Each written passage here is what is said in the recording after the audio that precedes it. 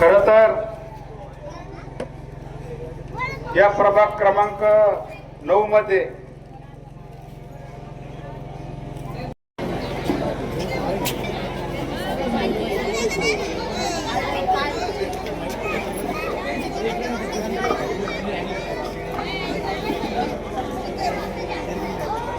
महाराष्ट्राचे कुलदैवत छत्रपती शिवाजी महाराज नितीन भाऊ, आम्ही वाडामध्ये फिरत असताना प्रभागामध्ये तर मला जाणवलं की छोट्या गल्ल्या आहे त्यात घाणीचं साम्राज्य आहे, त्याच्यानंतर गटारीचा भयंकर वास आहे आणि त्यामुळं आणि पाणी 8 ते 10 दिवसांनी येतं, त्याच्यामुळं प्रत्येक घरामध्ये टाक्या आहे.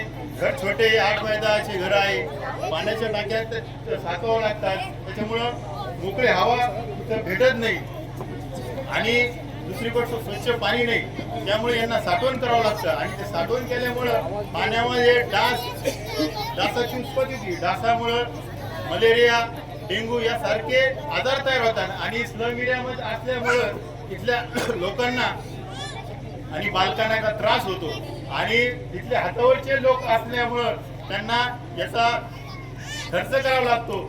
शासनाकडे ग्रामीण रुग्णालयामध्ये पाहिजे तसे दवाखाने नाही, औषधं नाही आणि येणाऱ्या काळामध्ये आपण जर आपल्या शिवसेनेच्या तिन्ही उमेदवारांना जर भरघोस मताने निवडून आणून दिलं तर आम्ही इथल्या समस्या 100% पूर्ण करण्याचा प्रयत्न करू. राजाभाऊ झवरे 2001 ते 2006 या काळात नगराध्यक्ष होते आणि त्यांनी नगरपालिकेला चांगली शिस्त लावली. त्यांनी आपल्या कामाचा रुतबा दाखवलेला आहे आणि शिस्तप्रिय असे नगराध्यक्ष म्हणून राजाभाऊ झवरे हे निवडून गेलेले, त्यांनी कामं केलेले.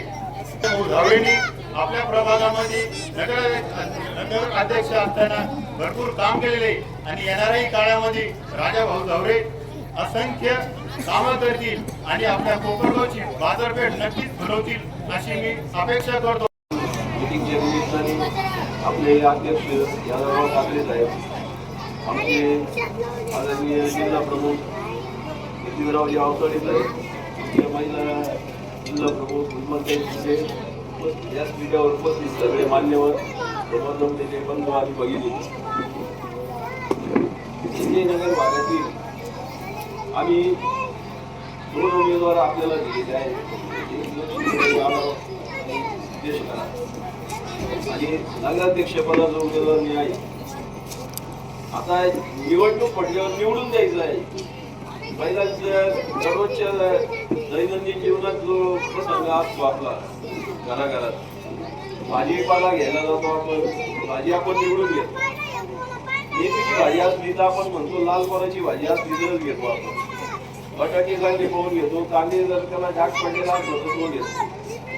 त्याचप्रमाणे जर किरकोळ गोष्टीमध्ये आपण एवढं बारीक पाहतो आणि चांगले भाजी पाहिजे, चांगलं सामान पाहिजे आपल्याला, ते निवडून घेतो. ही तर आपल्याला दैनंदिन जीवनात नगरपालिकेची निवडणूक आहे.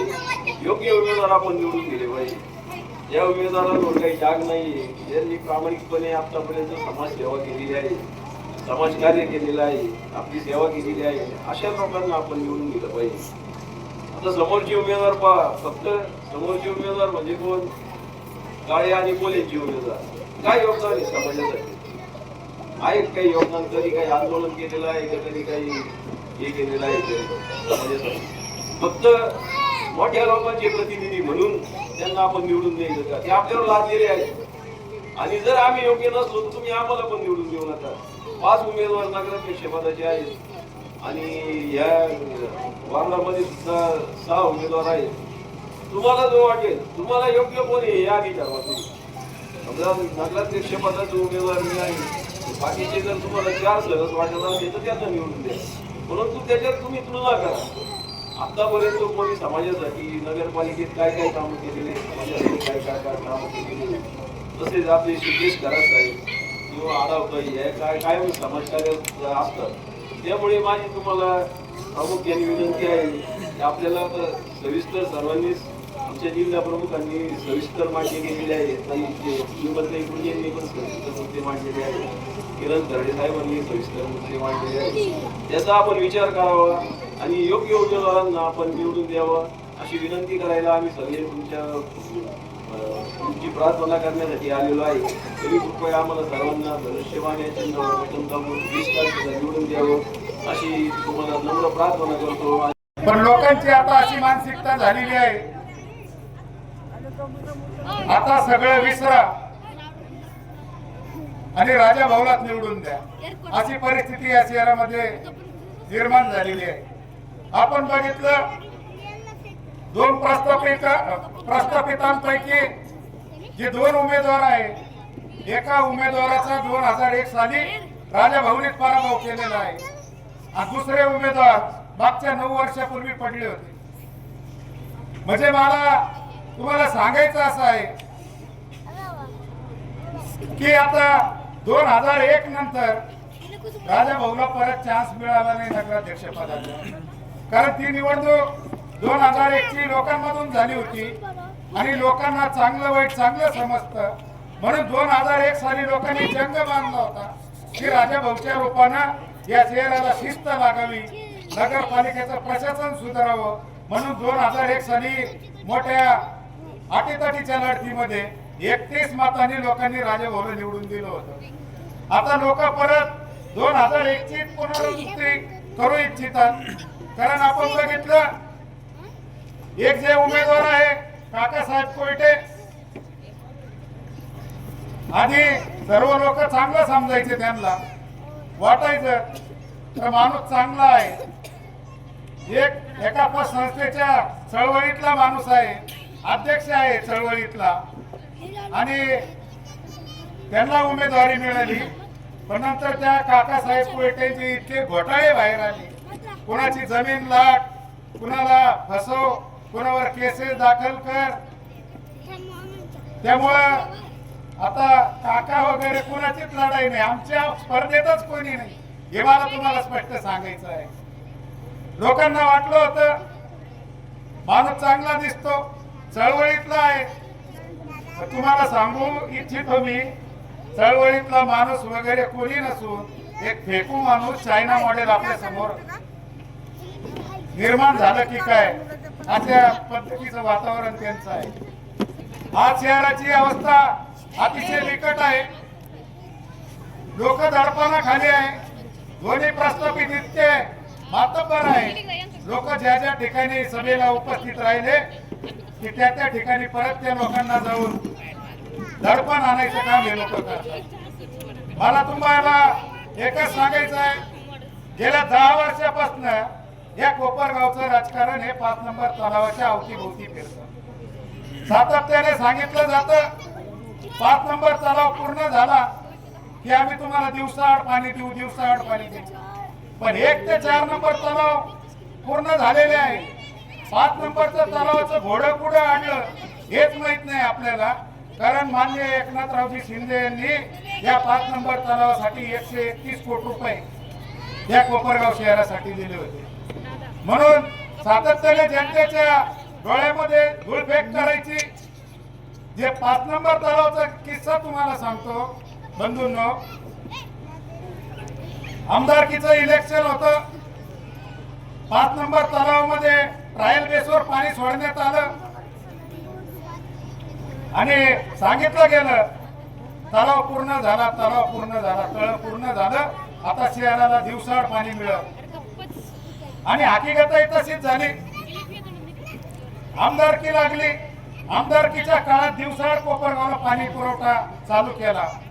मला तुम्हाला एक त्याच्यातलं रहस्य सांगायचं आहे, 5 नंबर तलाव पूर्ण तर झाला, ट्रायल बेसवर त्याच्यात पाणी पण सोडलं, पण त्या 5 नंबर तलावाला आउटलेटच नव्हतं, म्हणजे त्याच्यातून पाणी पडायला बाहेर काही कुठल्याही प्रकारचं कनेक्शन नव्हतं. मग मला प्रश्न विचारायचा आहे विरोधकांना, 1 ते 4 नंबर तलाव जर पूर्ण क्षमतेने भरल्यानंतर त्यावेळी तुमच्या आमदारकीच्या काळात तुम्ही जर शहराला दिवसाआड पाणी देऊ शकला, आमदारकी झाली, 15 दिवस उलटले, परत कोपरगावची अवस्था जैसे ते झाली, परत 8 दिवसाला पाणी, 10 दिवसाला पाणी मिळू लागलं. म्हणजे थोडक्यात मला सांगायचं आहे, जे आता विजन सांगताय पुढच्या 25 वर्षाचं, 25-50 वर्ष तुम्ही सत्तेवर होता त्यावेळेस काय तुम्ही नगरपालिकेत गोट्या खेळत होते का? तुम्हाला कळत नव्हतं का कोपरगावचं विजन? तुमच्या घरामध्ये 25-30 वर्ष तुम्ही आमदारक्या भोगल्या, त्यावेळेस कोपरगावचं विजन तुम्हाला आठवलं नाही. फक्त नगरपालिकेची सत्ता एकाच कारणासाठी लागती, आपण आपला बगल बच्चा तिथं बसवायचा, पट्ट्यावधीची कामं आणायचे आणि त्या कामातून बलिदा खायचा, टक्केवारी कमवायची. त्याचं जिवंत उदाहरण तुम्हाला सांगतो मी. काय अवस्था आहे कोपरगाव शहराची? नगरपालिकेत जेव्हा भ्रष्टाचार वाढला, नगरपालिकेत जेव्हा टक्केवारी चालू झाली, तर कोपरगाव शहरामध्ये गुंड प्रवृत्तीचे लोक जन्माला आले. गुंड प्रवृत्तीच्या लोकांना ठेकेदाऱ्या दिल्या, त्याच्यातून त्यांनी 5 महिना चालू केला त्यांचा. त्यांना पाठीशी घालण्याचं काम आमदाराच्या पीएने केलं. पोलीस प्रशासन, पोलिस इतके चांगले असतात आपल्या महाराष्ट्रातले पोलीस होता अतिशय चांगले. जेव्हा पोलीस प्रशासनाने ही गुंडगिरी मोडून काढण्याचा प्रयत्न केला, तर याच आमदाराच्या पीएने एका पोलीस हवालदारावर हात उचलला. मित्रांनो, आजही तो आमदाराचा पीए जेलमध्ये सोडतोय. म्हणजे हे सर्व आपल्याला संपवायचं आहे. मी तुम्हाला एका सांगतोय, परत तुम्ही एखादा चुकीचा माणूस जर निवडून दिला, प्रचंड गुंडगिरी या शहरात माजेल. या शहराची अवस्था अतिशय दयनीय होईल. आपल्याला शहराला परत चांगल्या स्थितीत आणायचं असेल तर राजा भाऊ शिवाय पर्याय नाही, ही मला तुम्हाला हात जोडून विनंती आहे. संत ज्ञानेश्वर संकुल राजा भाऊनी उभारलं. तिथं आधी बांगडी चाळ होती. बऱ्याच आमच्या महिला भगिनींना माहिती असत, तिथं त्या बांगड्या वगैरे भरायला जात असत. आमच्या मुस्लिम समाजाची बांगडी चाळ तिथं होती. कोपर गावात दंगल झाली का बांगडी चाळ फोडायचं पहिलं काम त्या ठिकाणी व्हायचं. कोपर गावात दंगल झाली का पहिला काय म्हणायचं, चला रे नागफणी जवळ. नागफणी जवळ गेलं की आपल्या जे व्यवसाय करतात तिथं दंगल उसळायची आणि बांगडी चाळ फोडायची. राजा भाऊला इतकं विजन आहे मित्रांनो, त्यांनी पहिलं ते नागफणीचं नाव काढून टाकलं. छत्रपती शिवाजी महाराजांचा अश्वरूढ पुतळा, ऐतिहासिक पुतळा त्या ठिकाणी उभारण्याचं काम केलं. आणि ज्या शिवाजी महाराजांनी 18 पगड जातीला बरोबर घेऊन स्वराज्य स्थापन केलं, त्याच बांगडी चाळीवर छत्रपती संत ज्ञानेश्वर संकुल उभारून त्या बांगडी चाळीतल्या लोकांना आश्रय दिला. म्हणजे एकीकडे छत्रपती शिवाजी महाराजांचा पुतळा, जे शिवाजी महाराजांबरोबर मावळे होते, ते मुस्लिम समाजाचे असेल, हरिजन समाजाचे असेल, आमच्या रामोजी समाजाचे असेल, भिल्ल समाजाचे असेल, त्यांना महाराजांच्या पायथ्याशी आश्रय देण्याचं काम राजा भाऊनी केलं. आणि तिथून पुढे दंगल बंद झाली या कोपरगावची, हे मला तुम्हाला आवर्जून सांगायचं आहे.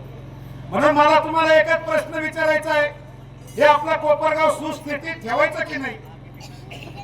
या कोपरगावला एक वेगळी दिशा द्यायची की नाही? जे लोक विस्थापित झाले, टपरीधारक, या सत्ताधाऱ्यांनी त्यांचं अतिक्रमण काढलं, त्यांना रस्त्यावर आणलं, त्यांच्या प्रपंचाची अक्षरशः राख रांगोळी झाली. त्यांना सुस्थितीत आणण्याचं परत काम जे कोणी करू शकतात ते राजेंद्र झावरे करू शकतात मित्रांनो.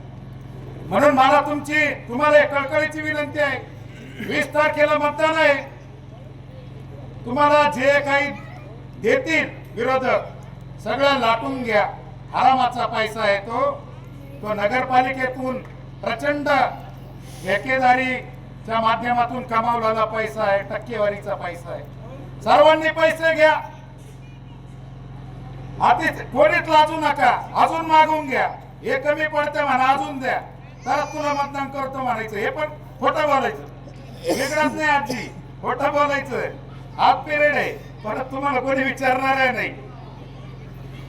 ते लाटून घ्या. फक्त मतदान केंद्रावर जाताना 20 तारखेला जिथं आपलं धनुष्यमानाचं चिन्ह दिसल त्या चिन्हासमोरचं बटन दाबून आपण राजा भाऊला आणि आमच्या लक्ष्मीबाई आढाव असतील, आमचा सिद्धेश असेल, यांना प्रचंड मताने निवडून द्यावं. तुमची एवढी संख्या या कॉर्नर सभेला होती ना, मी सांगतो तुम्हाला, छाती ठोकपणे सांगतो, आमच्या लक्ष्मीताई आढाव आणि आमचा सिद्धेश आजच 1500 मतांनी निवडून आला इथं येईल तुम्हाला जाहीर. आमचे राजाभाऊ तर निवडून येणारच आहे. लढाई राजाभाऊची, नितीन आवतडेची, विमलताई पुंडेंच्या प्रतिष्ठेची नाही, लढाई आपल्या प्रतिष्ठेची आहे. तुम्हाला तुमचे लेकर बाळ त्यांना जर सिक्युरिटी पाहिजे असेल, त्यांना संरक्षण जर पाहिजे असेल तुम्हाला, तर राजाभाऊ सारख्या माणसाची गरज या शहराला आहे. आणि मला तुमच्या सर्व भगिनींना जाता जाता एकच विनंती करायची आहे. 2 वर्षापासून आपले लाडके भाऊ एकनाथराव शिंदे आपल्याला 1,500 रुपये महिना देतात की आमच्या धनुष्यमानासमोरील सर्व उमेदवारांना त्यांच्या चिन्हासमोरील बटन दाबून आपण त्यांना मोठ्या मताधिक्याने निवडून द्यावं, एवढीच अपेक्षा आहे, एवढीच विनंती तुम्हाला करतो. माझे 2 शब्द संपवतो. जय हिंद, जय भारत. आपल्याला सांगायला हरकत नाही, आपल्याला आठवत नसेल पण 2014 साली मी विधानसभेची निवडणूक लढवली. त्यावेळेस या प्रभागामध्ये माझ्या बैठका झाल्या. या प्रभागामध्ये प्रचाराच्या निमित्ताने मी फिरलो आणि मला सांगावंसं वाटतंय की त्यावेळेस तो माझा पराभव झाला. मात्र या समस्या 2014 साली इथल्या नागरिकांनी माझ्या पुढे मांडल्या, या समस्या सोडवण्याचं आश्वासन माझे विरोधक यांनी त्यावेळेस दिलं. मात्र आज 2025 म्हणजे गेल्या 11 वर्षामध्ये या प्रभागामध्ये कुठलाही बदल झालेला दिसत नाही. इथले प्रश्न सुटलेले दिसत नाही, इथल्या समस्या सुटलेल्या दिसत नाही.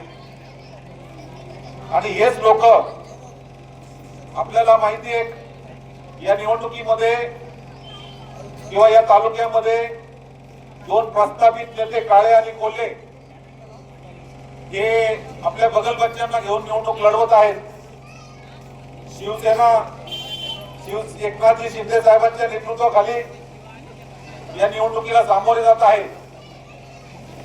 बंधू आणि भगिनींनो, काळे आणि कोल्हे यांचा प्रत्येक निवडणुकीमध्ये आल्यानंतर या प्रभागातल्या समस्या सोडवायच्या, या शहरातल्या समस्या सोडवायच्या, या शहरामध्ये विकास करायचा,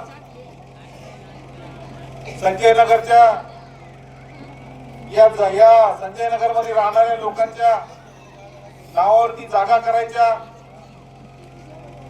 या प्रभागामधील गटारींच्या समस्या सोडवायच्या, पाण्याच्या समस्या सोडवायच्या, अशा पद्धतीचे आश्वासनं फक्त देऊन आणि मतं घ्यायचे, एवढाच धंदा गेल्या 50 वर्षापासून या 2 नेते मंडळींचा चालू आहे. गेल्या 50 वर्षात जर आपण विचार केला, कोल्हे 30-35 वर्ष आमदार राहिले, काळे शंकररावजी काळे 5 वर्ष खासदार राहिले, अशोकराव काळे 10 वर्ष आमदार राहिले आणि गेल्या 6 वर्षापासून आशुतोष काळे या तालुक्याचे आमदार आहेत. नगरपालिकेचा विचार केला तर नगरपालिकेमध्ये गेल्या 50 वर्षामध्ये अपवाद राजेंद्रजी झावरे यांचा वगळता या 2 नेत्यांचे बगलबच्चे या सत्तेमध्ये नगराध्यक्ष पदावरती बसलेले होते, नगरसेवक पदावरती बसलेले होते. परंतु गेल्या 50 वर्षामध्ये या नगरपालिकेच्या कुठल्याही समस्या आजपर्यंत सुटलेल्या नाही, कुठल्याही विकास या कोपऱ्यात शहराचा झालेला नाही. आताच आमच्या विमलताईंनी सांगितलं की या शहराची अवस्था अशी आहे की हे शहर बकास झालेलं आहे. इथली बाजारपेठ उद्ध्वस्त झालेली आहे, इथल्या नागरिक समस्याग्रस्त झालेले आहेत आणि म्हणून या शहरामध्ये मुली द्यायला सुद्धा बाहेरचे लोक कचरत आहेत, येऊन मतांचा जोगवा मागत आहेत. येत्या 20 तारखेला आमच्या उमेदवारांना मतं द्या, आम्ही या कोपरगावचा असा विकास करू, आम्ही या कोपरगावचा तसा विकास करू. या वल्गना या ठिकाणी मांडतायत.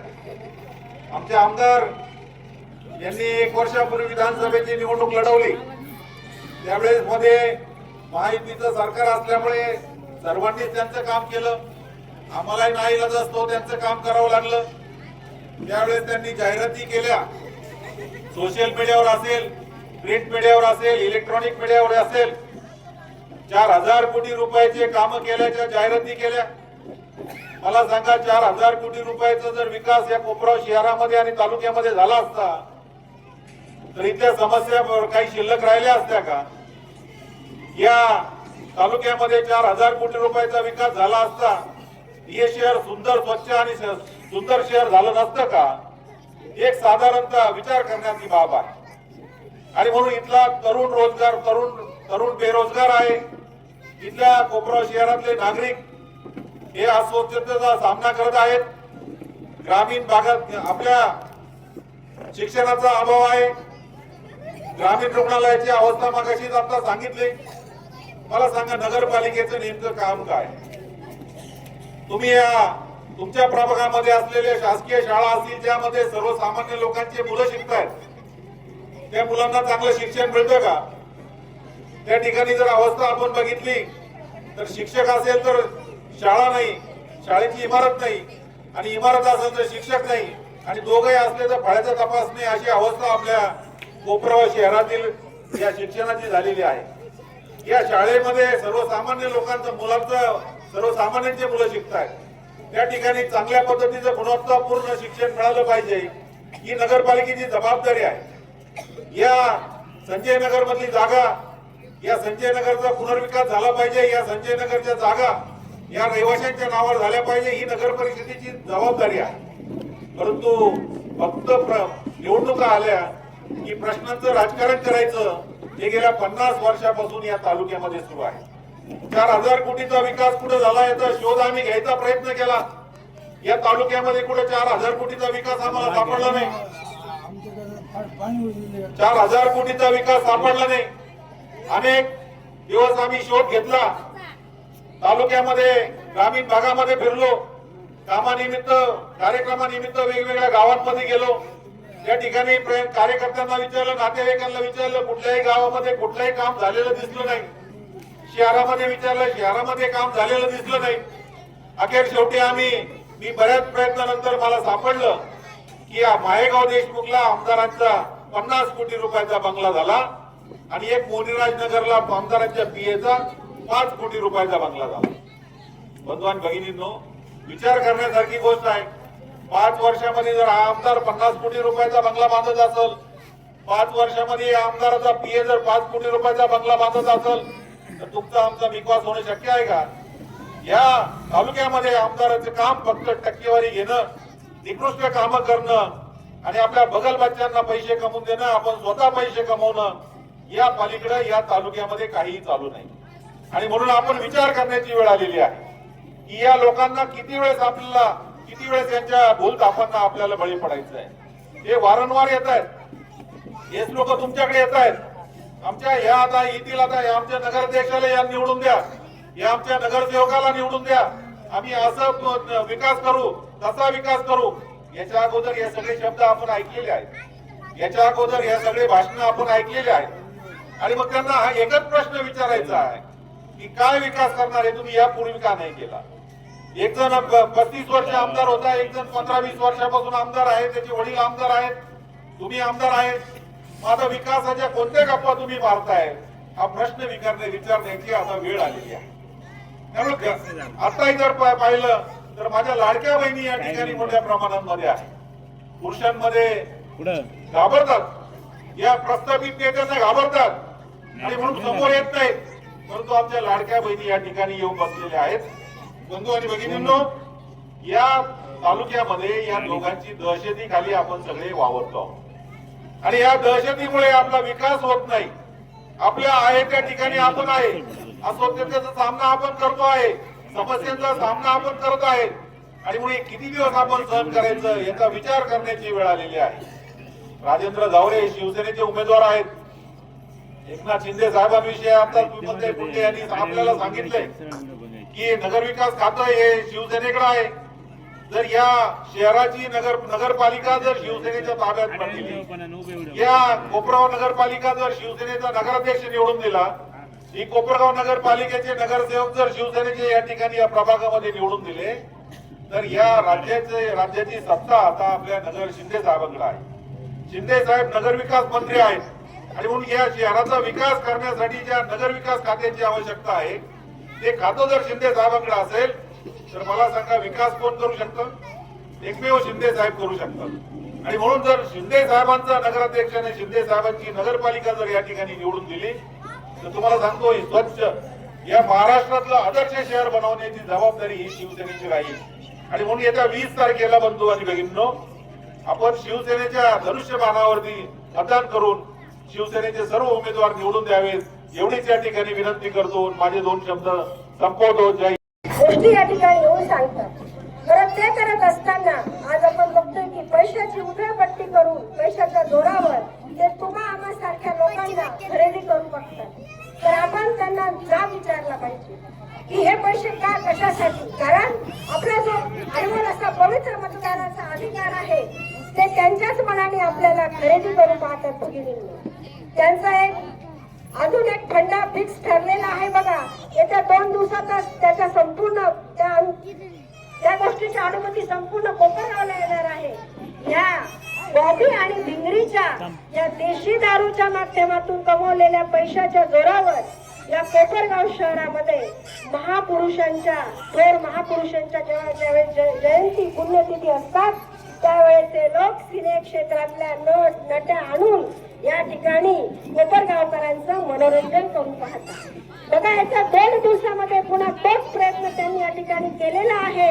आणि पुन्हा निवडणुकीच्या प्रचारासाठी सुद्धा पुन्हा ते या काळ्या पैशाचा धुमाकूळ करत सिनेसृष्टीला लाखो रुपये देऊन तुमचं मनोरंजन करण्यासाठी तुमचं एंटरटेन करण्यासाठी ते पुन्हा लोकनेत्यांना बोलवणार आहे.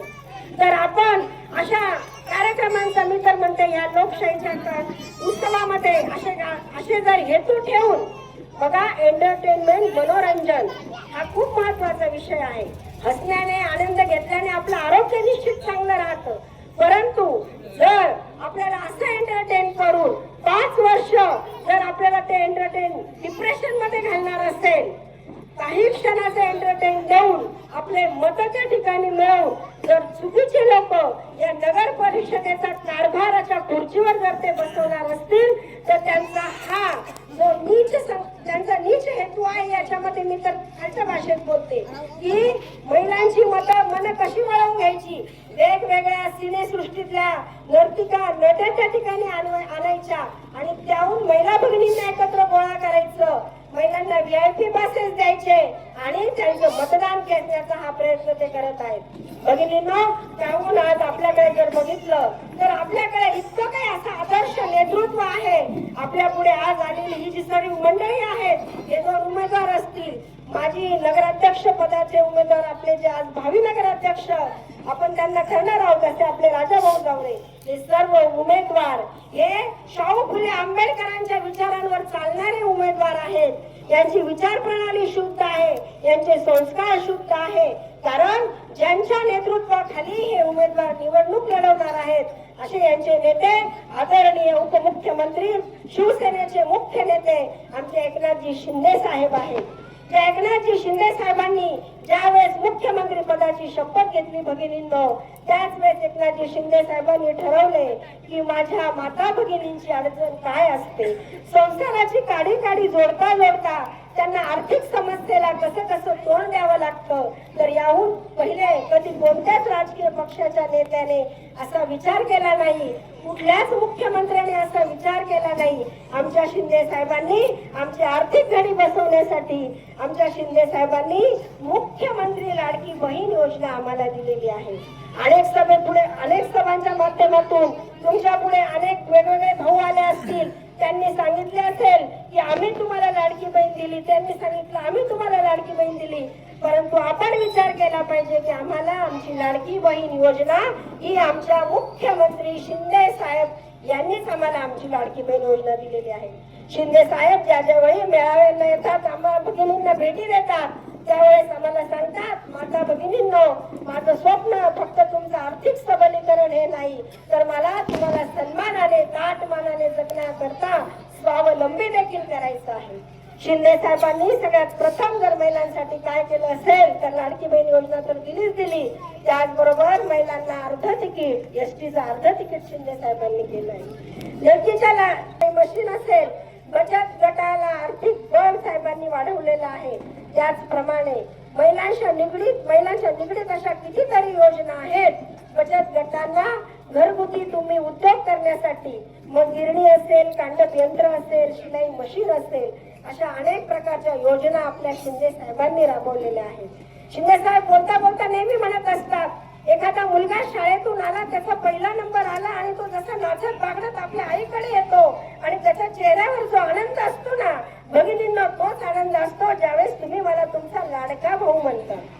मग जर शिंदे साहेब फक्त प्रेमासाठी, भावनेपोटी आणि एका संस्कारशील व्यक्तिमत्व असल्यामुळे जर माझ्या प्रत्येक घरातल्या कुटुंबातल्या माता भगिनीचा जर शिंदे साहेब विचार करू शकतात, तर त्यांच्याच नेतृत्वाखाली काम करणारे आमचे आदरणीय राजाभाऊ झावरे त्यांना प्रचंड असा नगरपालिकेचा 2001 ते 2005 या कार्यकाळामध्ये नगर परिषदेचा कार्यभार ज्यांनी उत्तम रीतीने सांभाळलेला आहे, विकास पुरुष म्हणून ज्यांनी नावलौकिक मिळवलेला आहे, कडक शिस्तीचा बेधडक कारवाई करणारा नगराध्यक्ष म्हणून प्रशासनाला शिस्त लावणारा माणूस म्हणून ज्यांनी ओळख मिळवलेली असेल, आज 25 वर्ष झाले तरी राजाभाऊंच्या कामाचा विसर कुणालाही पडलेला नाही.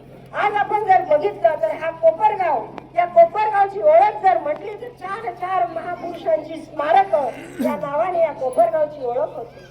आज छत्रपती शिवाजी महाराजांचा भव्य दिव्य डौलाने उभा असलेला अश्वारूढ पुतळा हा तर कोपरगावचं नाव संपूर्ण महाराष्ट्रात झालेलं आहे. त्यानंतर आज आपण बघितलं तर बाबासाहेब आंबेडकरांचं स्मारक असेल, लोकशाहीर अण्णाभाऊ साठेंचं स्मारक, त्यानंतर इथे छत्रपती संभाजी महाराजांचं स्मारक असेल, या महापुरुषांचं स्मारक आणल्यामुळं इथला जो ऐतिहासिक वारसा आहे तो जतन करण्याचा आणि जोपासण्याचं आणि त्याहून पुढे संवर्धन करण्याची जबाबदारी या कोपरगावच्या नागरिकांना राजाभाऊ झावरे यांनी दिलेली आहे. राजाभाऊ झावरे यांच्या काळात या 4 महापुरुषांच्या स्मारकांच्या प्रस्तावाचे ठराव मंजूर करून मान्यता मिळवून स्थापना देखील त्यांची राजाभाऊंच्या काळामध्येच झालेली आहे.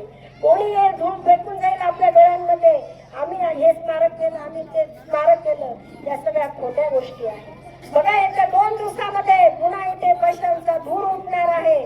भरपूर प्रचंड प्रमाणामध्ये इकडे पैसा येणार आहे. भगिनींनो बघा, तो पैसा सगळ्या पापाच्या कमाईचा आहे. तो पैसा या दोन्ही कारखान्याचे, बघा काही गावांमध्ये महिला भगिनी पुढे येऊन काय करतात, दारूबंदी करतात. सगळ्यांना माहिती आहे ना. बघा ज्या कुटुंबामध्ये कोणी व्यसनी असेल त्याला त्या कुटुंबातली व्यथा माहिती असेल.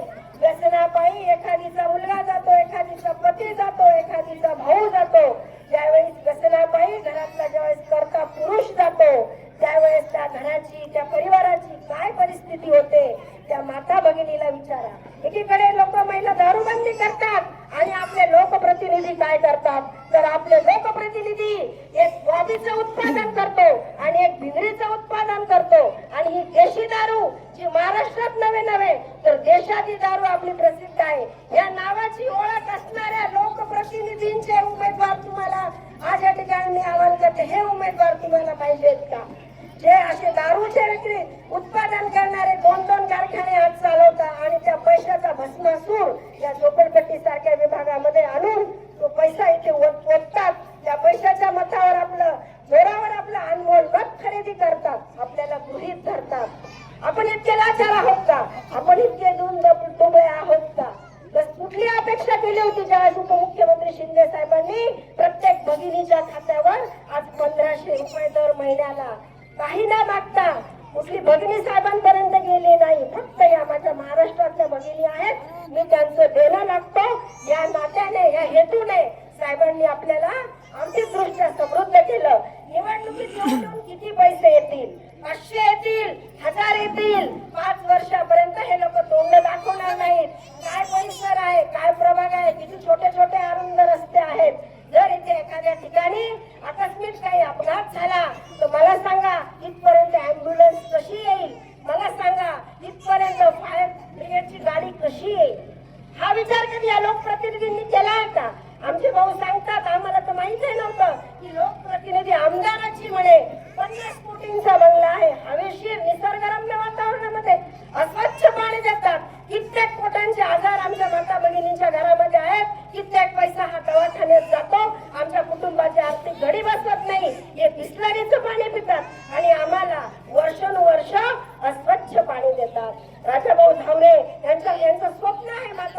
भगिनींनो, निळवंडे धरणातून येणारं जे पाणी आहे, जे उघड्या पाटाने आपल्याला येतं, अहो त्या पाटात काय काय होतं, गावचे ढोरं मरून पडतात, गावच्या अनेक घाणीचं साम्राज्य त्या पाटांमध्ये असतं आणि अशा उघड्या पाटातून ते पाणी आपल्या फिल्टर प्लांट मध्ये येतं. इथं आल्यानंतर पाण्याची काय परिस्थिती आहे, अनेक वर्षांपासून या कोपरगावच्या नगर परिषदेचा फिल्टर प्लांट बंद पडलेला आहे.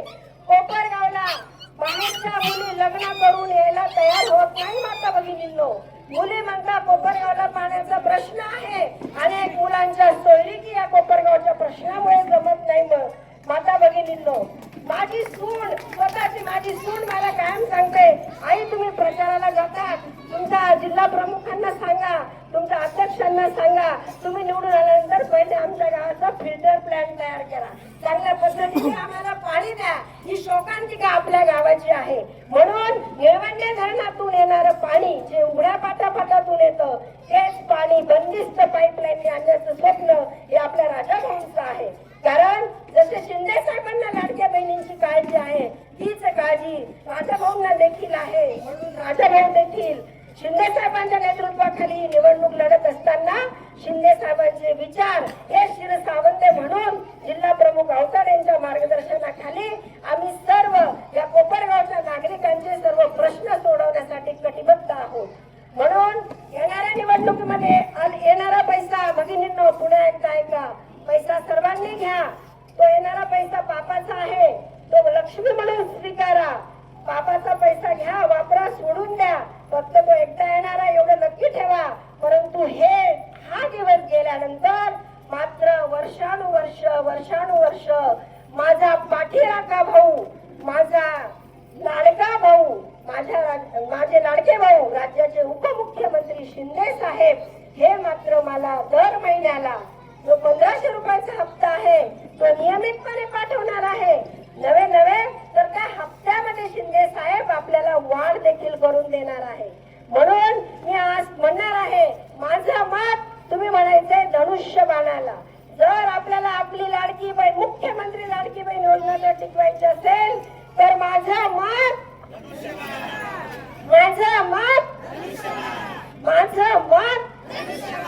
मला माझ्या दक्षिणेवरचं समाधान टिकवायचं असेल तर माझं मत माझ्या लाडक्या भावाला, माझं मत धनुष्यबाणाला. जय हिंद, जय महाराष्ट्र.